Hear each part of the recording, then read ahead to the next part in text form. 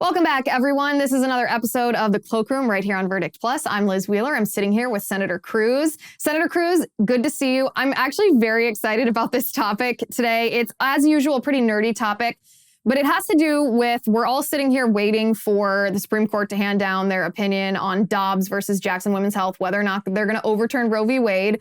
I personally think that they're going to. I think the Chief Justice is waiting until the last day so that they can skedaddle out of town in the face of what's probably going to be riots and protests from the pro-abortion people on the streets. But behind the scenes in politics, the radical left has been preparing some legal strategies for how they're going to address, or possibly how they're going to address, abortion, specifically in red states, if Roe v. Wade is overturned and abortion then becomes illegal in these states. So I want to discuss with you sort of the legal response from the right to these proposed strategies by the left, or whether the strategies proposed by the left are even legal. And I want to start with this idea from the left that they want to, at least potentially, start conducting abortions in federal buildings in red states, where if Roe v. Wade is overturned, then abortion would be illegal in red states. First of all, the very basic question here is, would that be a legal thing for them to do? So let me say, I don't know for sure. It's not a question I've researched. So, anytime a client hired me for legal advice, I'd usually start with doing the research on it. I will say this, for it to have an even credible prayer of succeeding, it would need to be supported by legislation passed through Congress and signed into law, and that's not going to happen. So for any legislation to pass through Congress, it has to make it through the Senate, which means it needs 60 votes.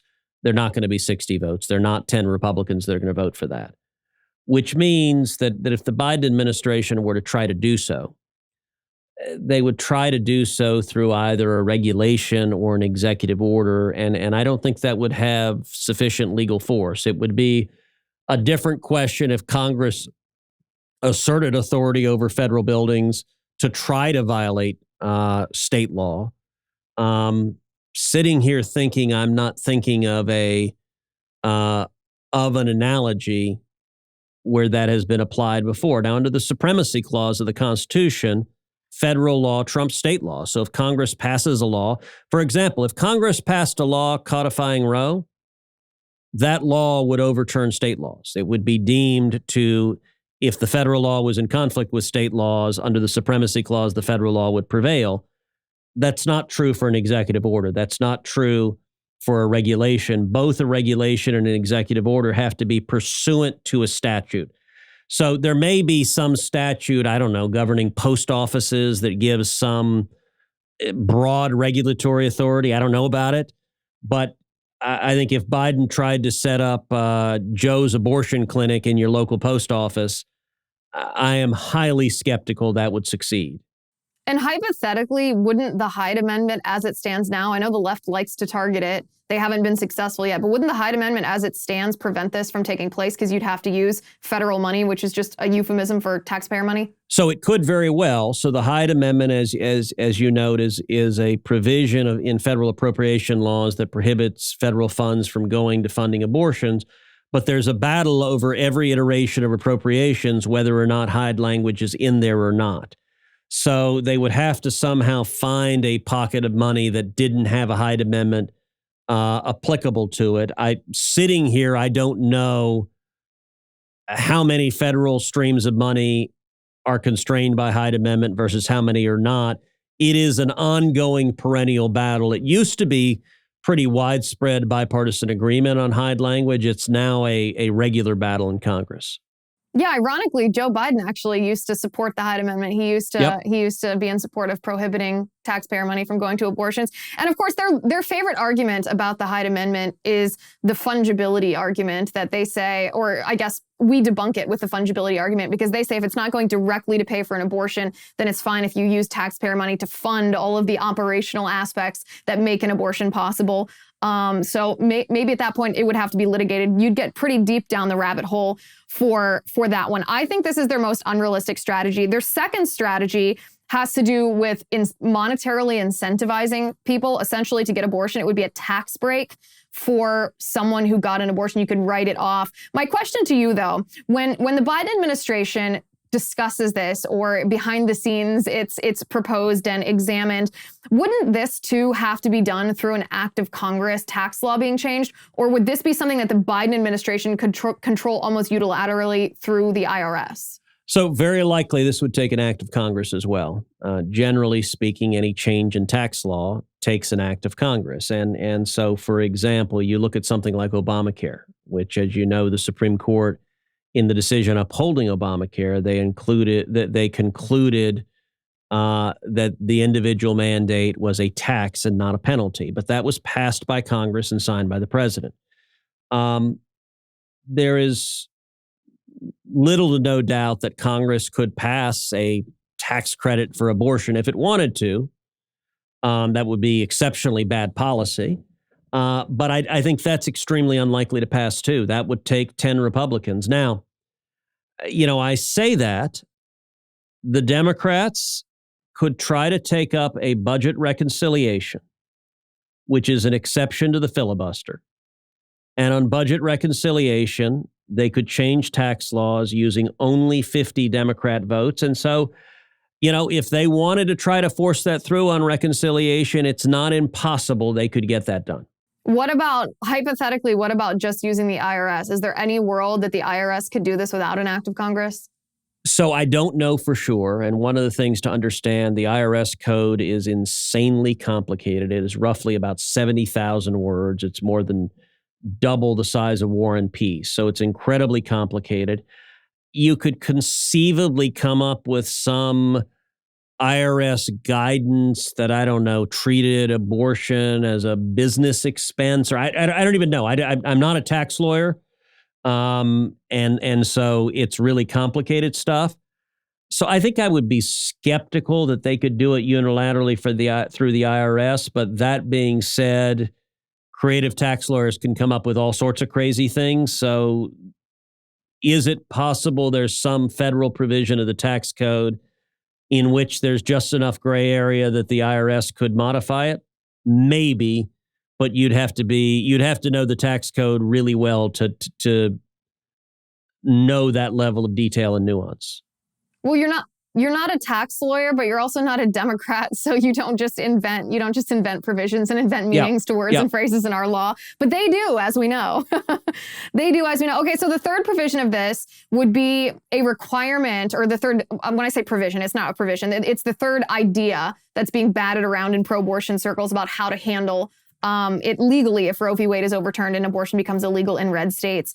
This provision this suggestion would require employers to either subsidize or at least give their employees time off to travel to other states where abortion is legal. How would this be done? Would this be done at the executive level through an agency like OSHA? So OSHA, that would be a really tortured reading of the OSHA statute, because OSHA is dealing with workplace hazards. And look, the most recent kind of major OSHA litigation concerned the Biden administration's attempt at the vaccine mandate, where they tried to order large employers, 100 or more employees, to put in place a vaccine mandate. And the Supreme Court struck that down and concluded it was beyond the text of OSHA. I think this would be even further beyond. I think this would be on very, very shaky legal ground if you try to use OSHA.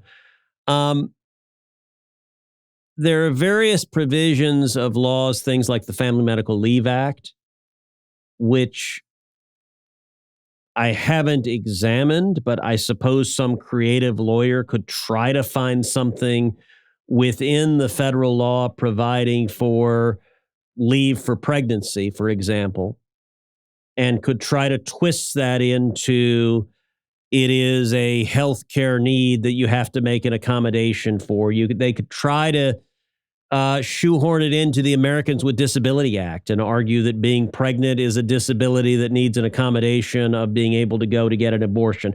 I'm spitballing here. So as we talked about in Verdict, you throw these topics at me with no warning. And so, which is... That's the fun of Cloakroom. Yeah, look, I'm trying to... They could certainly do it by statute, but they'd have to get the votes to do it by statute. If they didn't, They could do some creative lawyerings. I think OSHA is far less likely than either a Family Medical Leave Act or a ADA type analysis. I don't know that either of those would work, but it's not impossible they could come up with some sort of hook that was at least mildly plausible. And I have to expect that they're going to try every tool that's either in their arsenal or that can be invented to put in their arsenal. Let me ask you this. What do you think the pro-life movement, but also the conservative movement, the Republican Party at large, what do you think the biggest vulnerability is to the movement to protect unborn lives? If Roe v. Wade is overturned, abortion becomes illegal or mostly illegal in red states, where are we most vulnerable to pro-abortion activists trying to legalize and force abortion on us? So I think the first strategy of the pro-abortion forces that is going to play out the instant the decision comes down is going to be violence. I think we are going to see riots in D.C., and I think we're going to see riots across the country. And I fear that these riots are going to follow the model of the Black Lives Matter and Antifa riots, that they're going to be violent, that they're going to involve terrorizing businesses. They may involve terrorizing churches. We've already seen violence directed at pro-life centers, at pregnancy resource centers. And so that, I think their first strategy, look, it's been their strategy while the decision is pending. The angry protests at the justices' homes at nights while their kids are sleeping, the attempted murder of Justice Kavanaugh, inspired by the angry Democrat rhetoric. I think we may see some sustained period of essentially domestic terrorism, of the left using violence to express their outrage at this decision. I think subsequently we will see, and we've already seen this to some extent, blue states putting in state law robust protections of the ability of a woman to have an abortion, unlimited abortion, up till the time of birth. In purple states and red states, we're going to see a battle at the state legislature, state by state, and the lines are going to change. Some of the lines will be fought over how many weeks. Is it a total prohibition? Is it a prohibition at 15 weeks, which is what Mississippi is? Is it 8 weeks? Is it 6 weeks? Is it 0 weeks? Like, what are every one of those lines is going to be fought out state by state by state. There are going to be questions about exceptions. Do you have an exception for rape? Do you have an exception for incest? That will be fought state by state by state. Pretty much everyone agrees you have an exception, at least for life of the mother. That I think is a principled matter. The law cannot force one person to give their life for another. But there will be a fight over whether there's an exception for the health of the mother. And the health of the mother has been an expansive term that some on the left have interpreted broadly enough to include something like mental health. That if someone comes in and says, I will be depressed if I don't have an abortion, that's sufficient reason to allow abortion. So where those lines are drawn, we're going to see a state-by-state battle in all 50 states. You may see congressional efforts. So one of the powers that Congress has is to limit the jurisdiction of the Supreme Court. I and others have proposed, when the court has been excessive on the left, using that congressional power to restrict the jurisdiction of the court. I can imagine some on the left trying to use it to take away the court's power concerning abortion.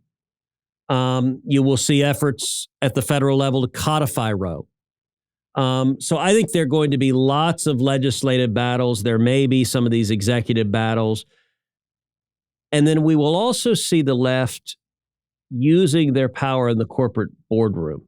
You're already seeing companies that are saying, we're going to pay for our employees to get abortions. We may even pay for non-employees to get abortions. You're going to see the left, for any corporation that's scared of the left, they're going to lean on them to try to do everything they can to undermine protection of life. And so this is going to be a battle.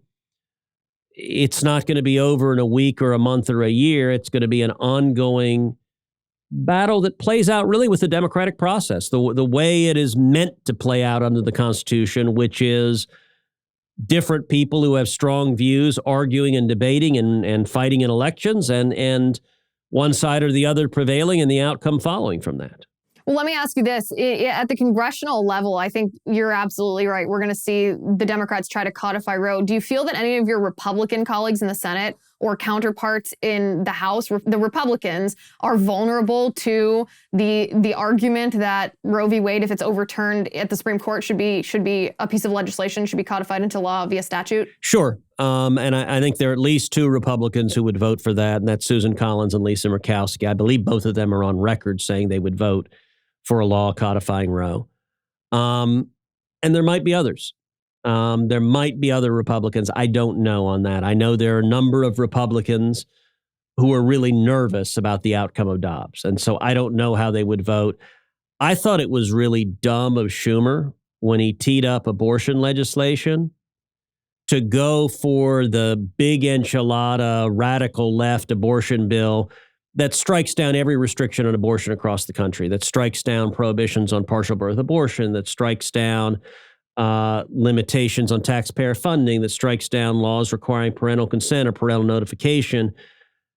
Because they forced the radical bill, every Republican voted no. If they had put forth a simple, straightforward codification of Roe, I think they would have held all the Democrats and they would have gotten at least a couple Republicans. I'm surprised Schumer didn't do that, but he didn't. Well, Schumer's not exactly known for his brain, for his smarts, is he?